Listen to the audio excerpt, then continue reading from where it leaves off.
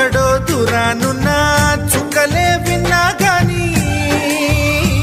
కదిలించలేదా కాస్త కూడా నీ మనసుని పరదాలు దాటి ఒక్కసారి పలకరించవేమి అందరినీ ఇలా వెంటపడి అడగాల సరదాగా నువ్వే ఎదురైతే సరిపోదా నిద్రపోతున్న రాత్రి నడిగా గుడికి చేరిన గువ్వల నడిగా